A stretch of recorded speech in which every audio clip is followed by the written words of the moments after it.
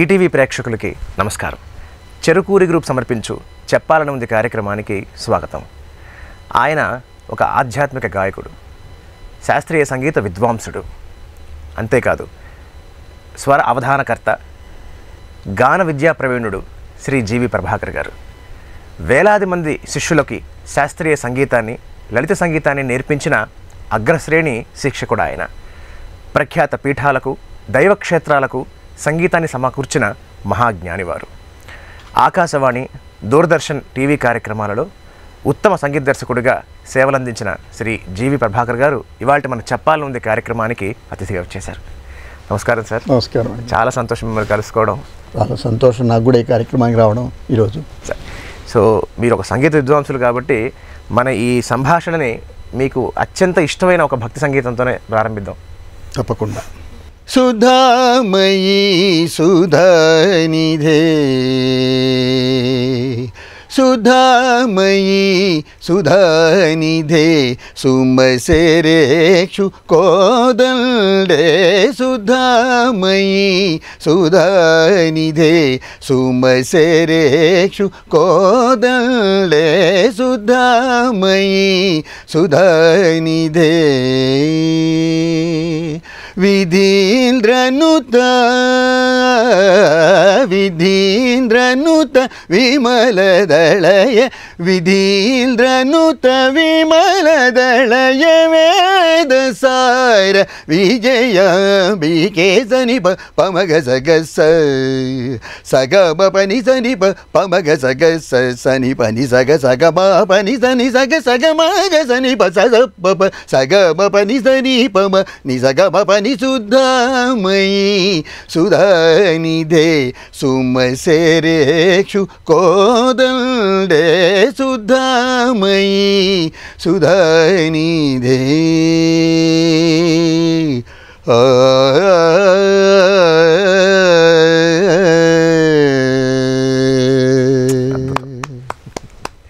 ధన్యవాదాలు సార్.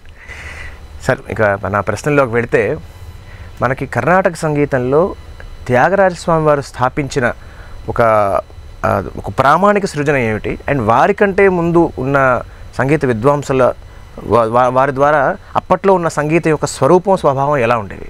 15వ శతాబ్దంలో పురందరదాసు, ఆయన కూడా కొన్ని వేల సంకీర్తనలుగా రాశారు ఆయన, పురందరదాసు. అయితే ప్రామాణికంగా శాస్త్రీయ సంగీతాన్ని ఒక నిబద్ధతతో ఏర్పరిచారన్నమాట ఆయన. ఆయన కన్నడ ఎక్కువ పాటలు ఉంటాయి కదా, కన్నడలో రాశారు. కానీ సంగీతాన్ని ఇప్పుడు మనం ఉన్నటువంటి సరళీస్వరాలు, జంట స్వర విధానం, సాధన విధానం ఎలా ఉండాలి అనేటువంటిది ప్రామాణికంగా. తర్వాత పురందరదాస్ గీతాలు, శ్రీగణనాథ సింధురావర్ణ ఇలాంటి పిల్లలకి మనం నేర్పించేటువంటి చెరై నీరను, ఇవన్నీ కూడా ఆయన రాసిన తర్వాత అది ప్రామాణికమైంది. అంతకుముందు స్వరాలు విస్తరణ, వాటిని వెంకటమఖి వంటి వారు ప్రసిద్ధులందరూ కూడా మేళకర్త విధానం, 72 మేళకర్తలుగా ఈ స్వరస్థానాలు విస్తరించడం, ఇవన్నీ చేశారు. 17వ శతాబ్దం, అందుకనే అన్నమయ్య వచ్చినటువంటి శతాబ్దం అప్పుడు ఇంకా స్వరలిపి లేదు. అంటే తాళపత్రాల్లో రాగాలు ఉంటాయి కానీ నిబద్ధతగా అన్నమయ్య ఇలా పాడాడు అని చెప్పడానికి ఒక అథెంటిక్ స్వరరచన అక్కడ లేదు. అందుకని ఇప్పుడు ఆధునిక స్వరకర్తలందరూ వాటిని స్వరపరిచి తీసుకొస్తున్నారు. కానీ 17వ శతాబ్దంకి వచ్చేటప్పటికి సంగీతం ఒక ప్రామాణికంగా మీరు అడిగినట్టుగా ఒక నిబద్ధతతోటి ఏర్పడి రాగాలు కూడా ఏర్పడ్డాయి. కాబట్టి ఈ రాగాలన్నిటితోటి తాను సృష్టించినటువంటి కొన్ని రాగాలతోటి త్యాగరాజు తెలుగు అక్షరంలోనే సంగీతం ఉంది కాబట్టి స్వయంగా దాన్ని ఆయన పట్టుకుని ఆ రచనలని భక్తిభావంతో అనేక రాగాలకు విస్తరింపచేసి సులభంగా అందరూ కూడా, సామాన్యులు కూడా విని భక్తి తత్పరతో ఆనందించేటువంటి విధానంలో త్యాగరాజు సంగీతాన్ని కీర్తనా విధానంలో తీసుకొచ్చాడు. కాబట్టి అది ఒక ప్రామాణికంగా అయ్యి ఈరోజు మనమే కాకుండా ఇతర భాషల వాళ్ళు, తమిళులు కూడా త్యాగరాజ కీర్తనలు లేదే కచేరీ చేయరంటే కారణం ఏంటంటే అవి సులభంగా, అందుకే త్యాగరాజ కీర్తనని ద్రాక్షారసం అన్నారు.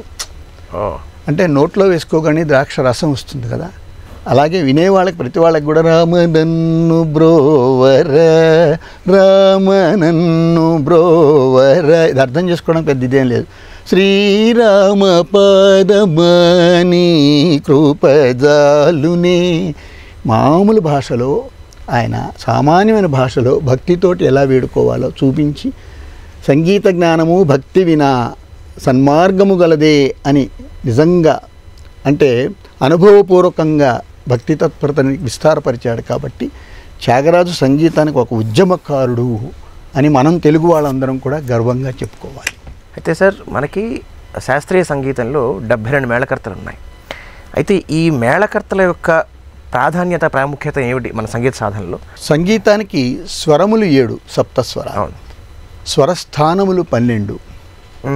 అంటే అచల స్వరాలు సాప స్టాటిక్ నోట్స్ అంటారు. స ప స ఈ 3. వీటి మధ్యలో రీ గా మా దా నీ 5 స్వరాలు ఉన్నాయి. రీ అంటే రిషభం. ఈ రిషభానికి 2 వైవిధ్యతలు, రీ1 రీ2 అంటారు. రీ1 రీ2. అలాగే గా1 గా2, మా1 మా2, దా1 దా2 నీ1. రీ గా మా దా నీ 5 స్వరాలు, 5 2 10. ఈ 2 స్వరస్థానాలు సాప స్టాటిక్ నోట్స్ కలిపితే 12 స్వరస్థానాలు అయ్యాయి. ఈ 12 స్వరస్థానాలని ఇంకా విస్తరించడం కోసమని ఇందులో ఉన్నటువంటి రీ గా దా నీ స్వరస్థానాల్ని మళ్ళీ 2 కాకుండా 3గా చేసుకుని ఒకే స్వరంకి ఇంకొక పేరు పెట్టి 16 స్వరాలుగా విస్తరించి వాటి ప్రకారం 36 శుద్ధ మధ్యమ రాగాలు, మళ్ళీ వాటికే ఒక్క మధ్యమం గనక మాని మారిస్తే శంకరాభరణంలో శుద్ధ మధ్యమం ఉంది. సరి గ మ పద నీ స సాని ద ప మ గ రి స. ఇది శంకరాభరణం. సరి గ మ అని ప్రతి మధ్యమం పాడితే కళ్యాణి అయిపోతుంది. సరి గ మ పద ని స సని ద ప మ గ రి స. ఎలా అయితే 36 వైవిధ్యతతోటి అంటే 36 శుద్ధ మధ్యమం, 36 ప్రతి మధ్యమం, 29 + 36 65. అయితే 65 29 శంకరాభరణంకి ప్రతి మధ్యమ రాగం కళ్యాణం అవుతుంది. ఇట్లా ప్రతి శుద్ధ మధ్యమ రాగానికి ఒక ప్రతి మధ్యమ రాగం మధ్యమం మాత్రం మార్చుకుంటూ వచ్చి 72 మేళకర్తలుగా చేశారు. మేళకర్త అంటే సరిగమ పదనిస సన్నిధ మగరిస పూర్తిగా ఉన్నటువంటి ఒక స్కేల్. అది ఒక రాగం అంటే స్కేల్. సంపూర్ణంగా 7 స్వరాలు ఉంటాయి. 7 స్వరాలు సంపూర్ణంగా క్రమసంపూర్ణంగా ఉండే వాటిని జనక రాగములు, మేళకర్త రాగాలు అంటారు.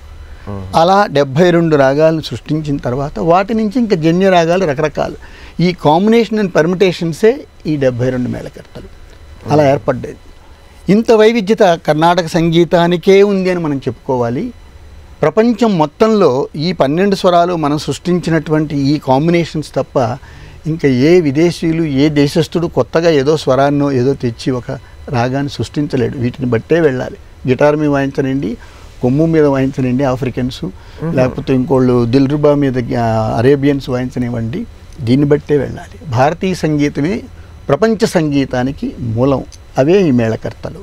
అసలు సంగీతం అనేది ఏ వయసులో నేర్చుకోవడం మొదలుపెట్టారు? అండ్ మీ గురువులు ఎవరు సంగీతం నేర్చుకోవడంలో? నా స్వస్థలం మచిలీపట్నం, బందరు. మా నాన్నగారు గరికపాటి సుబ్బరాజ శాస్త్రి గారు, అడ్వకేట్ ఆయన. మా అమ్మగారు గరికపాటి మీనాక్షి గారు. ఆవిడ సంగీతం పాడకపోయినా సంగీతం గురించి బాగా తెలుసు. ఎందుకంటే ముందు తరాల నుంచి కూడా సంగీతం ఉండడం, కొంతమంది వీణ వాయించడం, మా తాతగారు వీణ వాయించడం, మా మామగారు వీణ మామూలుగా వాయిస్తూ ఉండేవారు, నేర్చుకోవడం. మా రెండో అన్నయ్య గరికపాటి శ్రీనివాస్ అని, తను ముందు మా ఇంట్లో నేను చిన్నపిల్లాడిగా ఉన్నప్పుడు సంగీతం ఇంటికి వచ్చి ఒక మాస్టర్ గారు బందర్లో నేర్పుతూ ఉండేవారు ఆయన. అప్పుడు నేను వింటూ ఉండేవాడిని. ఎందుకో నాకు దాని మీద మక్కువ బాగా కలిగింది. తర్వాత ప్రతి పాట పాడేవాడిని. స్కూల్లో నా చేత పౌరాణిక డ్రామా వేయించారు, నా చేత కృష్ణుడిగా వేయించి పాడిచ్చారు. తర్వాత విన్న ప్రతి పాట పాడేస్తూ ఉండేవాడిని. అప్పుడు మా అమ్మగారు వాళ్ళు, వీడి ప్రతి పాట పాడేస్తున్నాడు, సినిమాల్లో వచ్చినవి కానీ ఇవి కానీ అన్నీ పాడుతున్నాడు, మంచి అని ఒక వాళ్ళ దగ్గర పెడితే బాగుంటుందని అప్పట్లోనే రుక్మిణి అరండేల్ స్కూల్ నుంచి వచ్చినటువంటి ఒక గొప్ప విద్వాంసురాలుగా ఉన్న ఆవిడ, సంగీత విదూషమణి భైరవభట్ల కమలమ్మ గారని, ఆవిడ దగ్గర నన్ను నా 7th క్లాస్లో ఆర్ 6th క్లాస్లో చేర్పించారు. ఆవిడ దగ్గర నేర్చుకుంటూ ఉండగా నాకు కూడా ఇందాక మీరు అడిగినట్టుగానే ఇంటర్మీడియట్కి వచ్చేప్పుడు గొంతు మారి సమస్య వచ్చింది. అప్పుడు అబ్బాయి, నువ్వు ఇంకొక వేరే మాస్టర్ గారి దగ్గర నేర్చుకుంటే బాగుంటుంది, నీకు వాయిస్ ప్రాబ్లం వస్తుంది కట్ట అన్నప్పుడు, అప్పుడు తర్వాత అక్కడే స్థానికంగా ఉన్నటువంటి విద్వాంసులు ఆయన శ్రీ శిష్టు ప్రభాకర కృష్ణమూర్తి శాస్త్రి గారని, వారి దగ్గర నేను తర్వాత భాగం అంతా నేర్చుకుని డిప్లొమా కంప్లీట్ చేయడం అది చేశాను. శాస్త్రీయ సంగీతం నేర్చుకుంటూ వారి దగ్గర శిక్షణ పొందుతూ ఉన్నా కూడా విన్న ప్రతి పాట పాడేవాడిని, చూసిన ప్రతి సాహిత్యాన్ని అప్పటికప్పుడు చూసి పాడేసుకుంటూ ఉండేవాడిని. ఆ స్వరపరిచేటువంటి గుణం వచ్చింది నాకు, ట్యూన్స్ చేసేసేవాడిని. అట్లా చేసిన తర్వాత నేను విజయవాడ ఉద్యోగరీత్యా అక్కడికి రావడం, అక్కడ ఒక సంగీత ఉపాధ్యాయునిగా ఒక చోట నేను ఉద్యోగం చేస్తున్న టైంలో అక్కడ మ్యూజిక్ కాలేజీలో ఉన్నటువంటి పెమ్మరాజు సూర్యారావు గారని అటువంటి పెద్దవాళ్ళ దగ్గర వెళ్ళి ఇంకా కొన్ని విషయాలు నేర్చుకుంటూ, తర్వాత నేను చెప్పినట్టుగా నాకు ఆరాధ్యత చిన్నప్పటి నుంచి అనేక క్యాసెట్లు రికార్డ్ చేసుకుని నా మంగళంపల్లి వారి ఆరాధ్యం ఏకలవ్య శిష్యుడిగా అనేక నేను కొంతమంది ఫ్రెండ్స్కి కూడా ఇస్తూ ఉండేవాడిని, ఈ కీర్తన రికార్డ్ చేసామని. అట్లా అవన్నీ ఆయనతో పాడుతూ తర్వాత ఆయన కూడా కలిసి ఆయన ముఖత అంటే నేను చాలామంది శిష్యుల్లాగా అన్ని సంవత్సరాలు వారి దగ్గర ఉండి నేర్చుకున్న అవకాశం లేదు, కానీ వారు నా మీద చూపిన అభిమానం కానీ మా అకాడమీ కార్యక్రమానికి వారి హైదరాబాద్లో వచ్చినప్పుడు ఆ తర్వాత వారి దగ్గర కూడా కొన్ని మెళకువలు ఇలాంటివి తెలుసుకుంటూ లవంగి రాగం అని, గురుప్రియ రాగం అని, ఆయన క్రియేట్ చేసిన రాగాలు, తిల్లానాలు ఇలాంటివి నేర్చుకుంటూ ఆయన బాణీలో కొద్దిగా నేను పాడతాను అనే భావంతో కూడా ఇప్పుడు పాడుతూ ఉంటాను. సంగీతంలో గమకాలు నిబంధనల ప్రకారం పాడకపోతే రాగాలు మారిపోయే ప్రమాదం ఉందని చెప్పి ఒక సందర్భంలో మీరు అడిగిన ప్రశ్నకే మంగళంపల్లి వారు సమాధానం ఇచ్చారు. అసలు ఎలా జరుగుతుందో కొంచెం మీరు ఒక పాట ద్వారా వివరిస్తారు మాకు. స్వర విస్తారణే రాగం. The combination of swaras is రాగ. ఆ స్వరం ఏ రాగంలో ఎలా అనాలో ఆ విధానంగా ఆ శాస్త్రీయత ఎలా ఉందో మనకు పూర్వీకుల నుంచి వస్తున్నటువంటి విధానం ప్రకారం రాగభావం ఎలా ఉందో ఏ గమకాన్ని ఎలా అనాలో అలా అంటూ ఉంటేనే ఆ రాగం పదే వినపడడం జరుగుతుంది. కొద్దిగా తేడా అన్నా కూడా మారిపోతుంది. సరి గపద సదా గపద పగద పగ గరి గరి సరి గపద సరి గ స ఇది మోహన, రి గ ప గరి నా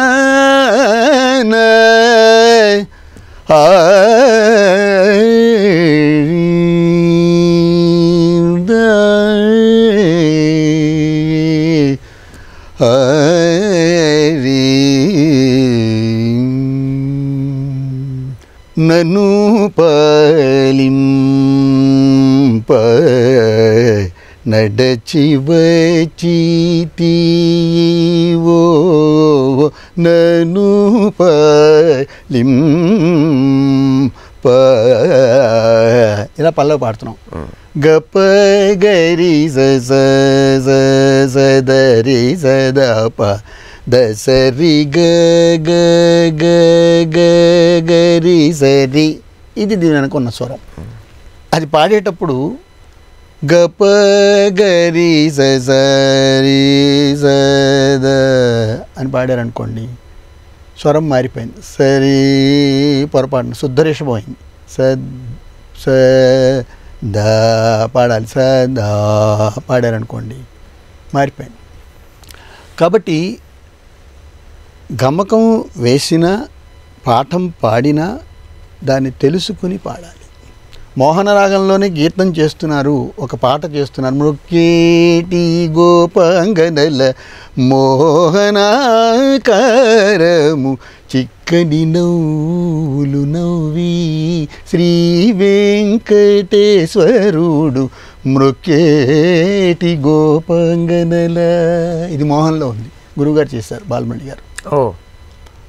అంత బాగా పాడారు, అంత బాగా చేశారు. ఆఫ్ కోర్స్ దాన్ని నేను పాడతానని నేను ప్రయోగాలు చేయాలనుకున్నాను అనుకోండి, మొక్కేటి గోపాంగనల అని పాడాను అనుకోండి, హర్షించరు. పాడితే మోహన్లా పాడు, లేకపోతే నువ్వు మిశ్రమం అని ప్రకటించి పాడు. నేను మోహన్ అని ప్రకటించి నువ్వు ఏదో వేరే స్వరాలు వేస్తూ ఎక్కడో ఇష్టం వచ్చినట్టు ప్రయోగాలు చేస్తే కుదరదు. ముఖ్యంగా శాస్త్రీయ సంగీతంలో, కర్ణాటక సంగీతంలో రాగ నిర్దేశన జరిగినప్పుడు ఆ రాగ ప్రకారమే పాడాలి. అన్యస్వరంగా ఎక్కడైనా వేసుకోవచ్చు, ప్రతిసారి వేసి నేను మోహనే పాడుతున్నా కానీ ప్రయోగాలు చేస్తా అంటే కుదరదు. అది తెలుసుకోవాలి. గమకం చేసేవాళ్ళు తెలుసుకుని చేయాలి, తెలుసుకున్న వాళ్ళు కూడా ఇష్టం వచ్చినట్టు చేయకూడదు. మీరు సంగీతం అభ్యసించడం ఒక ఎత్తు అయితే, సంగీతం నేర్పించే గురువుగా అంటే అసలు మీరు ఒక గురువు అవ్వాలంటే మీరు పాడుకుంటూ ఉండొచ్చు, కానీ అక్కడతో ఆగకుండా నాకున్న విద్యని 10 మందికి పంచాలి అని చెప్పి గురువుగా మారడం, ఒక అకాడమీ స్థాపించడం ఇది చేశారు. అసలు ఆ ఆలోచన మీకు ఎందుకు కలిగింది? నేను చదివింది బీకామ్ అయినా కూడా సంగీతం నేర్చుకుంటూ బీకామ్ పట్టాతోటి వేరే ఎక్కడ ఉద్యోగాలు చేసినా కూడా క్లరికల్ ఉద్యోగాలు ఇలాంటివి మంచి ఉద్యోగాలు ఏమేమి పిచ్చి ఉద్యోగాలు కాదు, కానీ మన మనసుకు అవి పట్టల. మరి నా 80వ సంవత్సరంలో ఇంకా ఉద్యోగంలో చేరకముందే నేను ఆకాశవాణిలో యువవాణి గాయకుడిని అయ్యాను. గ్రేడింగ్ గాయకుడిగా కూడా అప్పుడు ప్రయత్నాలు చేస్తూ ఇంకొక సంవత్సరం గ్రేడింగ్ గాయకుడు అయిపోయాను నేను. ఓకే.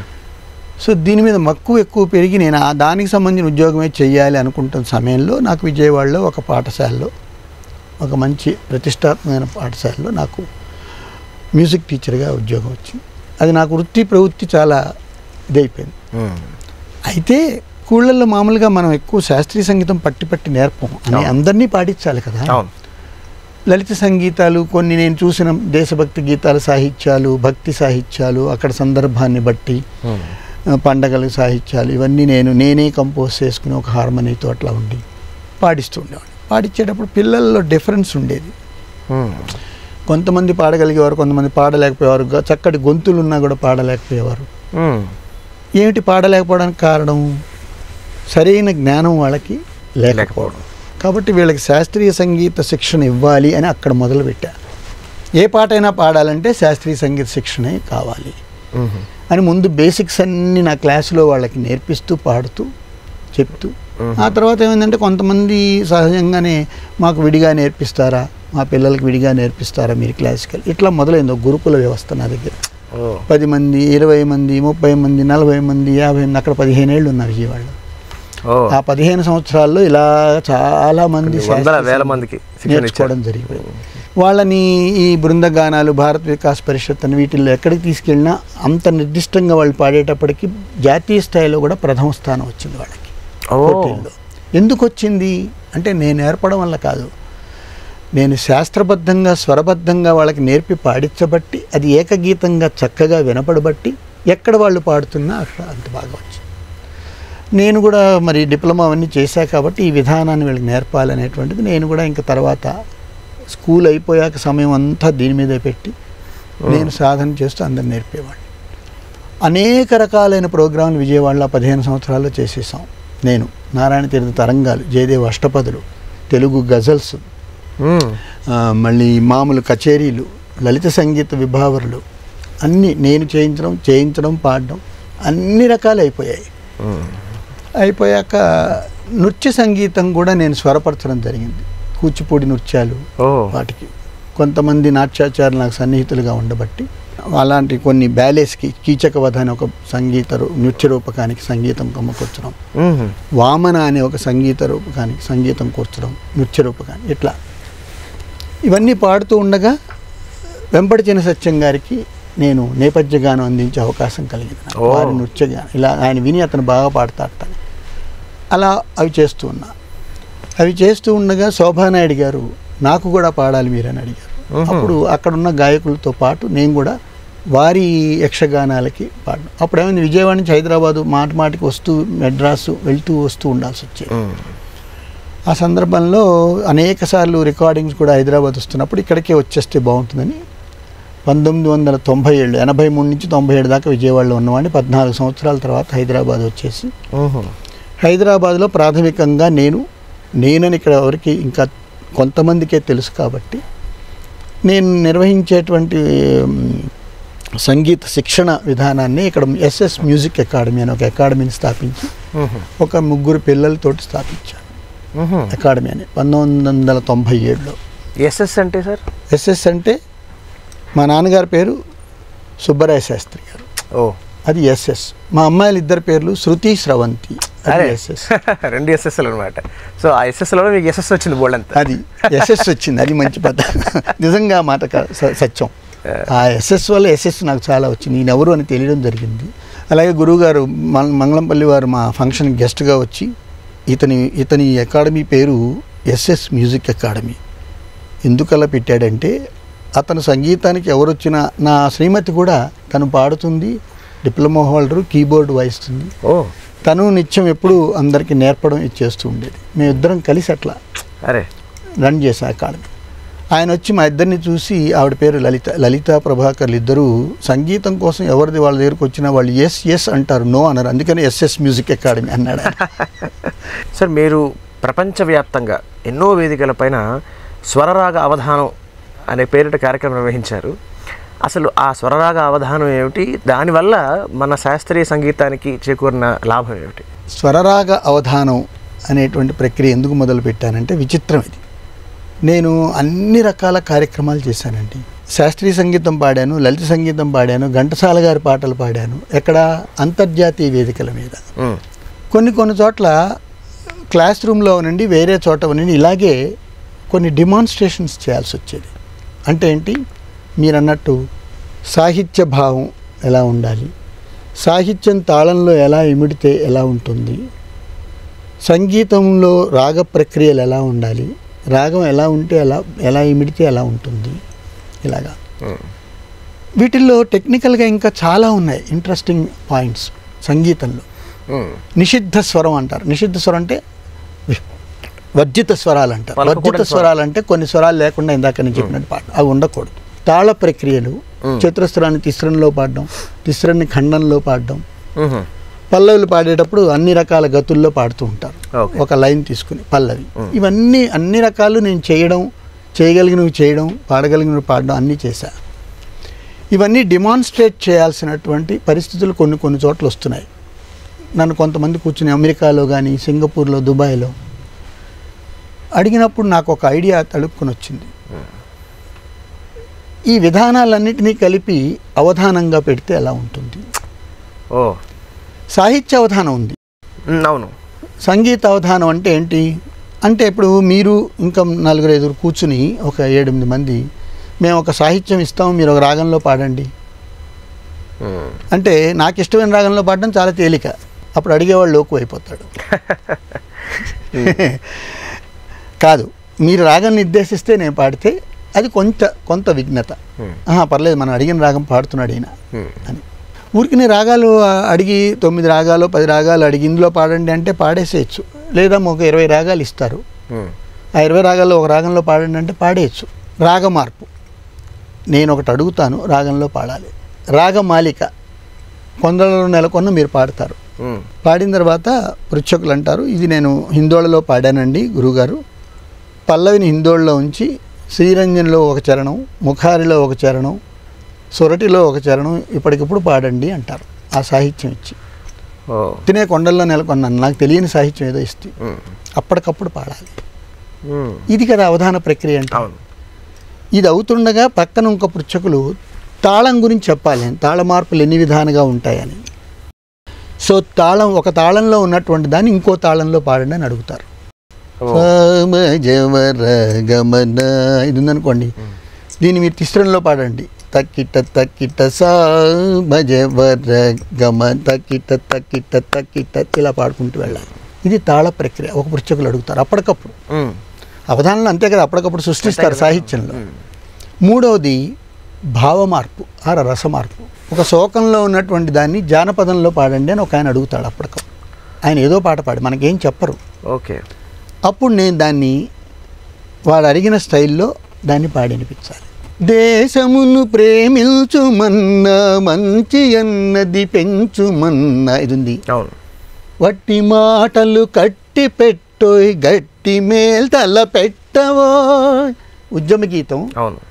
ఎంతో ఉద్రేకంగా పాడాలి.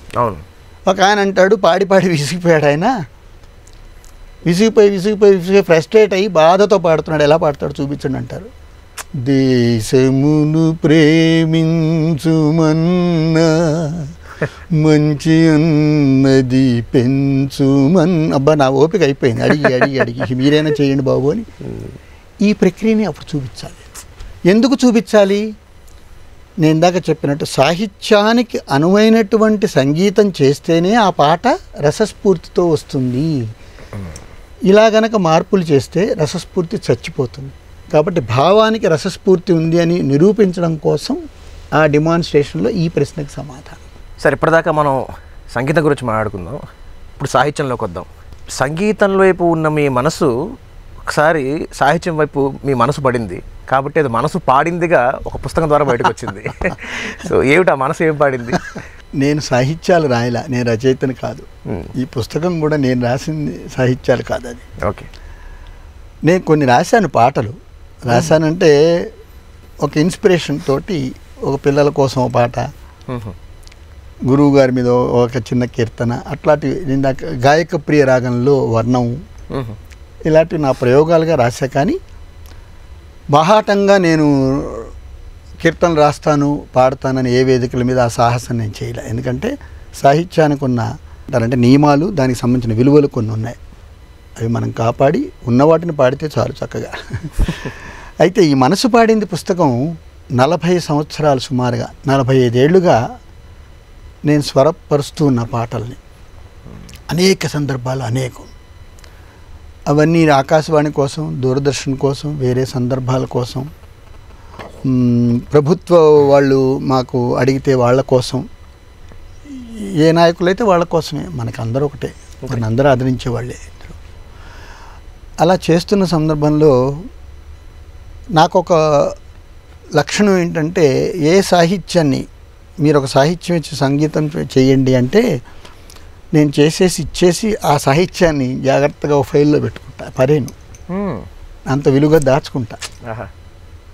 ఇంకోటి ఏం చేసేవాడిని, స్కూల్లో ఉన్నప్పుడు ఇది ఎవరికి మళ్ళీ ఉపయోగపడుతుంది, మళ్ళీ మనం పాడించాలి, ఉపయోగపడుతుందని ఒక బ్లాంక్ బుక్ కొని అందులో అన్ని పేస్ట్ చేసి అతికిచ్చేసేవాడిని. ఫైల్ లాగా అయితే కూడా చిరిగిపోతాయని. ఇంత పెద్ద పుస్తకం ఉంది నా దగ్గర. అలా అనేక పాటలు, సాహిత్యాలు నా దగ్గర ఉండిపోయాయి. ఈ పుస్తకం, అంటించిన పుస్తకం తీసుకుని తిరగడం ఏంటి, నా వరకే ఉంటుంది కదా, ఇంత గొప్ప సాహిత్యాలు ఇవి, ట్యూన్స్ తర్వాత ఇవ్వచ్చు మనం అని వీటిని అకాడమీలో 2012-10 ఆ ప్రాంతంలో అనుకుంటా, ఇక్కడ ఆ అకాడమీలోకి వచ్చాక సంవత్సరం 500-600 మంది స్టూడెంట్స్ లలిత సంగీతం, శాస్త్రీయ సంగీతం, ఇలా కార్యక్రమాలు, రకరకాల కార్యక్రమాలు చేస్తున్న సందర్భంలో ప్రింట్ చేయాలనే ఒక తలంపు కలిగి మనలో ఉన్నటువంటి పెద్దలను అడిగితే, అయ్యో మంచి ప్రయత్నం ఇది, 40 ఏళ్ల రచనలు మీరు పదిలపరిచారు, ఎవరి దగ్గర ఉన్నాయో. కొంతమంది రాసిన వాళ్ళు ఈ పుస్తకం చూసి వాళ్ళు సంతోషపడ్డారు, అబ్బా ఫలానా సంవత్సరంలో మేము రాసిన పాటను మీరు వచ్చేసి మాకు ఇచ్చారా, ఎంత జాగ్రత్త అండి మీకు. అవి అలాగా చేస్తూ తయారైన పుస్తకం ఈ మనసు పాడింది. అంటే మనసు పాడింది అంటే ఏంటి, సాహిత్యం చూశాక నా మనసు పాడింది, సాహిత్యం చూశాక నా మనసు ఇలా పాడింది. సాహిత్యం గురించి మాట్లాడుకుంటున్నాం కాబట్టి ఖచ్చితంగా మిమ్మల్ని అడగాల్సిన ప్రశ్న ఇది. సి నారాయణ రెడ్డి గారు, ఆయనతో మీకు ఎన్నో ఏళ్ల అనుబంధం, అవును, ఎంతో గొప్ప సాంగత్యం ఉంది.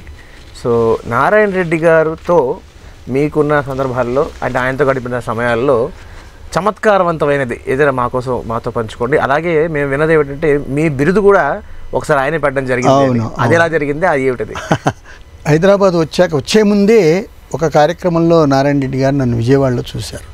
అప్పుడు కలిసి నేను హైదరాబాద్ వచ్చేద్దాం అనుకుంటున్నాను అంటే ఆయన చమత్కారంగా ఎందుకో అని అడిగారు. ఎందుకు అంటే, నువ్వు వచ్చి అక్కడ సాధించేది ఏమిటో అన్నట్టుగా, ఇక్కడ ఉద్యోగం ఉంది అంటే నేను చెప్పాక, సార్ రికార్డింగ్స్కి అన్నిటికీ హైదరాబాద్ వస్తున్నా, నేను స్టూడియోస్ కూడా అక్కడ బాగున్నాయి, తర్వాత ఇట్లా నృత్య నాటికలకి వీటికి అన్నిటికీ పాడుతున్నాను, అవకాశాలు కూడా పెరుగుతాయి, నేర్చుకునే వాళ్ళు ఎక్కువ మంది అవుతారు, నా పరిధిని విస్తరింప చేసుకోవచ్చు, మీలాంటి పెద్దలందరూ ఉన్నారు ప్రోత్సహించడానికి అంటే, సరే చూసుకుని వచ్చేసి అన్నారు. అలా సన్నిహితం ఏర్పడింది. ఆయనకి నా మీద, నా పాట మీద ఒక మంచి అభిప్రాయం ఏర్పడింది. ఇతను శాస్త్రీయ సంగీతం చక్కగా పాడేవాడు, లలిత సంగీతం కూడా పాడతాడు, నా పాటలు కూడా పాడుతున్నాడు అని. సరే, అలాంటి సందర్భంలో మళ్ళీ ఒకసారి ఏదో కలిసినప్పుడు నాకు ఒక ఐడియా వచ్చి వారి దగ్గరికి వెళ్ళి, అంటే ఏమైందంటే కొన్ని కార్యక్రమాలకు మేము వెళ్ళడం, ఆయన ముఖ్య అతిథిగా రావడం, ప్రభాకర్ ఈ పాట పాడు, ఈ కీర్తన పాడు, అలా. ఒక సందర్భంలో త్యాగరాజోత్సవాల్లో ఆయన నన్ను మరొక ప్రముఖ విద్వాంసుల్ని ఆయన ముఖ్య అతిథిగా వచ్చి మా ఇద్దరిని అక్కడ త్యాగరాజ ఆరాధనోత్సవాల్లో మమ్మల్ని సత్కరించారు. ఆయన వేదిక మీద సత్కరించి నా గురించి కూడా చక్కగా చెప్పారు. చక్కటి, బాగా అందరినీ ప్రోత్సహించేటువంటి గొప్ప మనిషి ఆయన నారాయణ రెడ్డి గారు.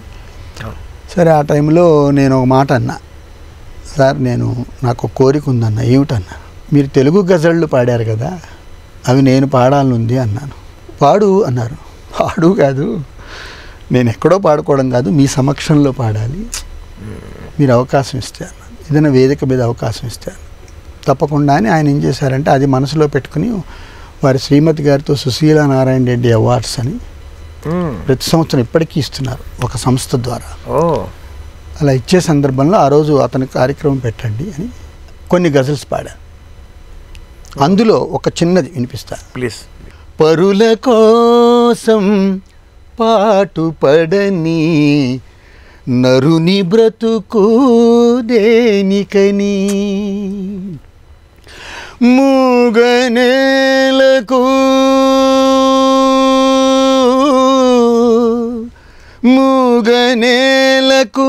నీరందివని వాగు పరుగు దేనికని, పరుల కోసం పాటుపడని నరుని బ్రతుకు దేనికని.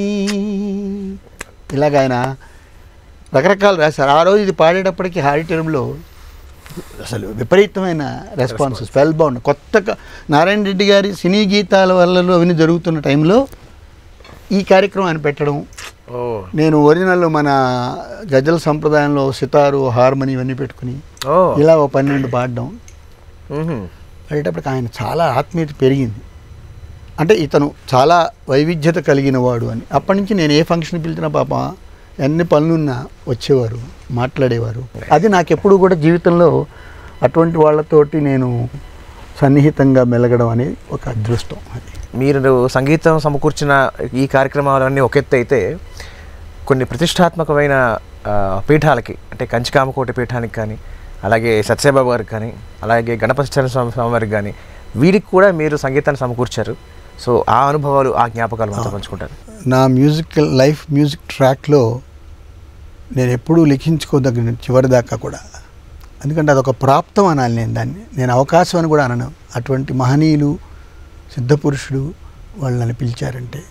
మొదటగా జయేంద్ర సరస్వామి వారికి ఒక అభిప్రాయం ఏంటంటే, మామూలు శ్లోకాలు అందరూ చదివేసుకుంటున్నారు, వాటిని చక్కగా మ్యూజికల్గా పాడి ప్రతి ఇంట్లో అది వింటూ వాళ్ళు ఉంటే రోజు వాళ్ళు బాగుంటుంది అనే ఒక తలంపు కలిగి ఆకాశవాణి విజయవాడ వాడిని సంప్రదించినప్పుడు అక్కడప్పుడు ఉన్నటువంటి ఆర్య పద్మనాభరావు గారు అనే డైరెక్టర్ గారు పీఠం వారి ద్వారా, ఎందుకో ఆకాశవాణిలో బోల్డ్ మంది ఉంటారు స్వరకర్తలు, గాయకులు, నాకు ప్రాప్తం అని అందుకే నాకు కబురు చేసి, స్వామివారు కొన్ని శ్లోకాలు మీకు ఇస్తారు, మీరు స్వరపరిచి గానం చేయాలి, అవి చేసి బ్రీఫ్గా వారి ఇంట్రడక్షన్తో వస్తుంది. నేను ప్రయత్నం చేస్తాను స్వామి దగ్గర అంటే, స్వామి వాళ్ళు సాయంత్రం ఉన్నారు, మీరు అక్కడికి వెళ్ళి కలవచ్చు అంటే తీసుకెళ్ళారు. స్వయంగా ఆయన దగ్గరికి వెళ్ళి దర్శనం చేసుకుని పాడి వినిపించా. కరాగ్రే వసతే లక్ష్మీ కరమధ్యే సరస్వతి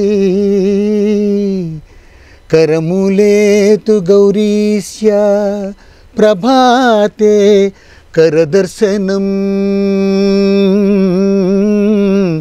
ప్రభాతే కరదర్శనం అని పాడించారు. గోపాల రాగం అండి. బడా చాలా బాగుంది, ఇలాగే కావాలి అని వాళ్ళకి పక్కన ఉన్న వాళ్ళకి చెప్పి వారితోటి ఇలా అన్నీ చేయించండి. తర్వాత స్వామివారు నన్ను పిలిచి ఎప్పుడు కూడా ఆయన నాకు వారి కచేరీలు పెట్టించడం, ఇది ఒక అనుభవం. తర్వాత నాకు రుద్రాక్ష వారు ఇచ్చి వేశారు. ఇలా ఉండగా గణపతి సచ్చిదానంద స్వామి వారి దీంట్లో అనుకోకుండా వారి గీత సచ్చిదానందం అనేటువంటి వారి బయోగ్రఫీ అది. ఆయనది మాడుగుల నాగఫణి శర్మ గారు రాశారు అప్పుడు, వారు ఆస్థాన కవిగా ఉన్నప్పుడు. దానిని మొత్తం కూడా మ్యూజికల్గా ఒక మ్యూజిక్ పిక్చర్ లాగా చేయాలి సంగీత రూపకంగా అని భక్తులకు తలంపు కలిగి ఒక డివోటీ నన్ను వచ్చి అడిగారు.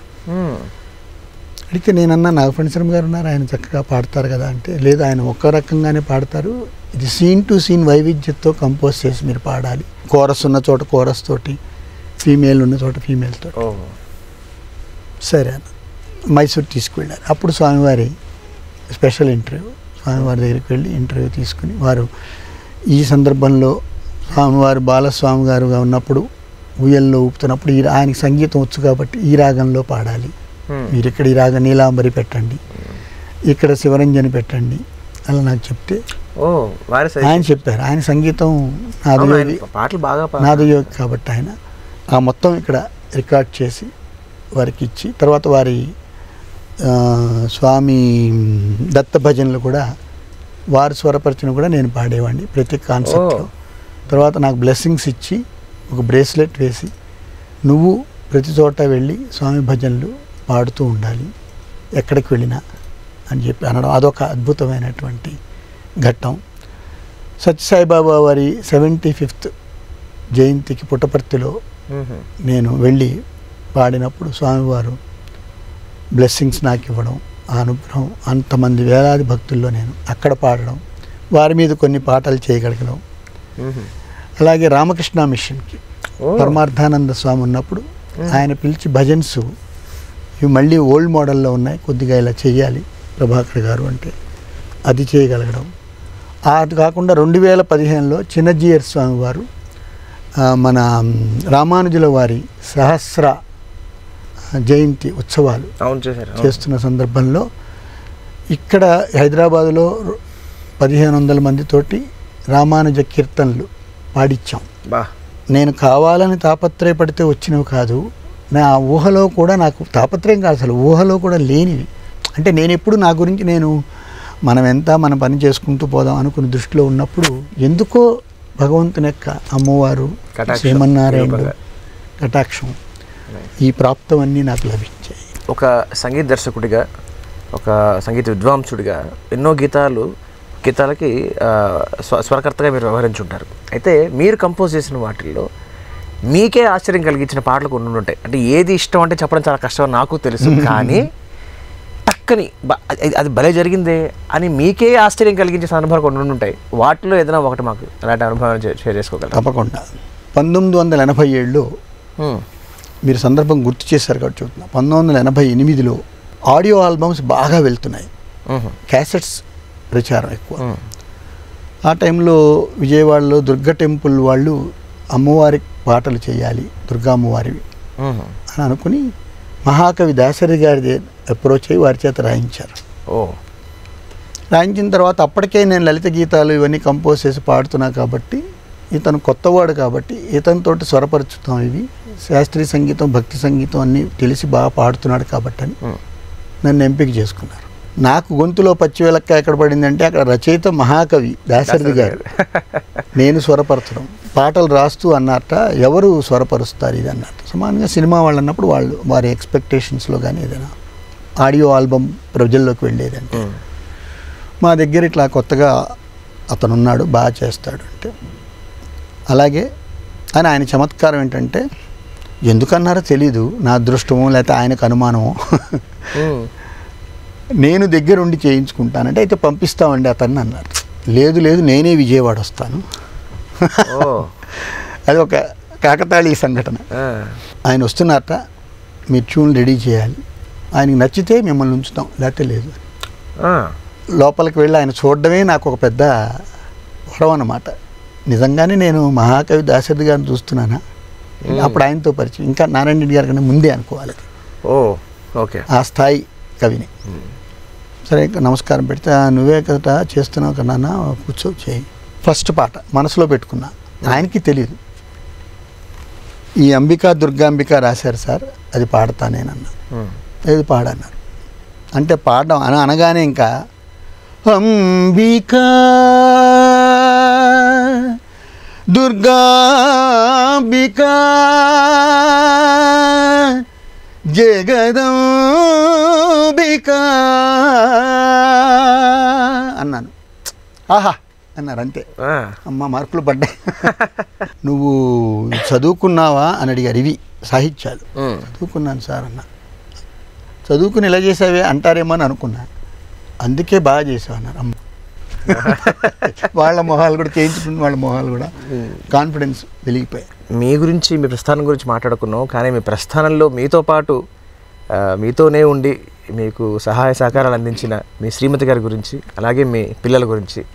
నా శ్రీమతి లలితా ప్రభాకరు సంగీతంలో కూడా ప్రతిభ కలిగిన ఆవిడ కాబట్టి, అందులో కూడా తను డిప్లొమా అవన్నీ చేసింది, కీబోర్డ్ నేర్చుకుంది, వైలిన్ వాయించగలదు, పాడుతుంది, రాగాల గురించి వీటన్నిటి గురించి బాగా తెలుసు కాబట్టి తన అకాడమీ తరఫున ఒక పక్కన టీచ్ చేస్తూ, ఇద్దరం కలిసి అకాడమీ నడుపుతూ టీచ్ చేస్తూ ఇంటి బాధ్యతలు నిర్వహిస్తూ, నా బాధ్యతలు కూడా తను చాలా జాగ్రత్తగా, అంటే నా దైనందిన కార్యక్రమానికి ఇవేవి అడ్డు రాకుండా ఇంట్లో చూసుకుంటూ, నాకు ఏ సమయానికి ఏవి కావాలో చూసుకుంటూ, నిజానికి ఈ నా ప్రస్థానంలో నా ఇద్దరు ఆడపిల్లలు, పెద్ద అమ్మాయి పేరు శృతి, రెండో అమ్మాయి పేరు స్రవంతి, ఇద్దరు పాడతారు. పెద్దది క్లాసికల్ పాడుతోంది, అమెరికాలో సెటిల్ అయ్యారు ఇద్దరును, వివాహం అయ్యి ఇద్దరు. పెద్ద అమ్మాయి అక్కడ జాబ్ చేస్తోంది, మా సన్నిలా కూడా ఆయన జాబ్ చేస్తారు. రెండో అమ్మాయి ముఖ్యంగా ఏంటంటే దానికి అది కూడా కంపోజరు, కీబోర్డు వాయిస్తుంది, గిటారు వాయిస్తుంది. స్వరం చెప్పగానే పాట వినగానే స్వరం రాసేసి పాడేస్తుంది వెంటనే, ఏదైనా సరే అలా పేపర్ చూసి పాడేస్తుంది. అట్లా కంపోజర్గా ఉన్నప్పుడు ఈ మధ్యనే ఇక్కడ మన డైరెక్టర్ విఎన్ ఆదిత్య గారు వారి సినిమాకి వాళ్ళిద్దరి మధ్య అనే సినిమా ద్వారా తనని సినీ సంగీత దర్శకురాలుగా పరిచయం చేశారు. చేస్తోంది. ఇప్పుడు కొన్ని మీడియాస్కి అక్కడ ఉద్యోగం అయిందండి సినిమా, అది వాళ్ళది రిలీజ్ అయిపోయిందండి, 21లో రిలీజ్ అయింది, బాగా అయింది. అక్కడ యూటా యూనివర్సిటీలో ఉద్యోగం చేస్తూ, ఉద్యోగం అయిపోయాక 5 గంటల తర్వాత నుంచి రాత్రి దాకా కూర్చుని తను ఒక స్టూడియో పెట్టుకుని తనే సెల్ఫ్ ఫీడింగ్ చేస్తుంది మ్యూజిక్ అంతా చేసి ఇక్కడికి పంపిస్తే, ఇక్కడ మేము మాన్యువల్ ఇన్స్ట్రుమెంట్స్, వాయిస్లు అవన్నీ ఇప్పుడు కూడా ఆల్బమ్స్ జరుగుతున్నాయి, పని జరుగుతోంది, తను చేస్తుంది. వాళ్ళిద్దరు ఎలా ఎదిగారో, ఎలా బీటెక్లు చదివారో, ఎలా అమెరికా వెళ్ళి మాస్టర్స్ చేశారో నిజానికి నాకు అసలు తెలియదు. ఒక్కోసారి అడిగితే ఏ కోర్సు కూడా చెప్పగలిగేవాడు. అంత బాగా తను నా వెనకాలండి వాళ్ళని చేసుకొచ్చింది. వాళ్ళు కూడా ఇక్కడ ఉన్న అన్ని కార్యక్రమాల్లో కూడా పాల్గొంటూ, పాడుతా తీగల్లో ఇక్కడ అమెరికాలో కూడా మా పెద్దమ్మాయి శృతి రన్నరప్గా వచ్చింది. ఇక్కడ వచ్చింది ఆ గ్రూప్లో పాడుతుంది. ఇది కూడా కొంతవరకు చేసి ఇప్పుడు కంపోజింగ్లో దీని సినిమాలో బాలు గారి చేత కూడా ఒక పాట పాడించింది. ఇది అదొక అదృష్టం దానికి. దాని రికార్డులో ఫస్ట్ ఫిల్మ్లోనే ఆయన పాడారు పాపం, ఎస్పి బాలసుబ్రహ్మణ్యం గారు. ఇట్లా వాళ్ళిద్దరూ సంగీతంలో ఉన్నారు. ఆవిడ కూడా నాతో పాటు చేస్తూ ఇవాళ ఇది ఉందంటే నేను రాత్రి నుంచి ఏర్పాట్లన్నీ చేసి పంపిస్తూ ఉంటున్నాను అన్నమాట. ఆ విధంగా మా కుటుంబం ఏదో రాగాల సరాగాల అన్నట్టుగా. సో మొత్తానికి మీ సంగీత ప్రస్థానం గురించి చాలా విషయాలు తెలుసుకున్నాం. అండ్ భగవంతుడు మీకు ఇంకా బోల్డంత ఆరోగ్యాన్ని, శక్తిని ప్రసాదించి మీ ద్వారా ఇంకా కొన్ని వేల మంది శిష్యుల్ని మీరు తయారు చేయగలిగి వాళ్ళ జీవితాల్లో వెలుగులు నింపాలని మనస్ఫూర్తిగా కోరుకుంటూ మరొక్కసారి మా చెప్పాలన్నది కార్యక్రమానికి విచ్చేసినందుకు మా హృదయపూర్వక ధన్యవాదాలు సార్. నాకున్న కొద్దిపాటి ప్రతిభతోటి విషయాలను తెలుసుకుని ఈటీవీ ప్రేక్షకులకే కాదు అందరికీ కూడా అందించాలనే ప్రయత్నంలో నన్ను ఇక్కడికి ఆహ్వానించినందుకు ఈటీవీ వారికి కూడా నేను హృదయపూర్వక ధన్యవాదాలు తెలియజేసుకుంటూ నమస్కారం. ఈ కార్యక్రమాన్ని ఈటీవీ విన్ మొబైల్ యాప్లో కూడా వీక్షించండి.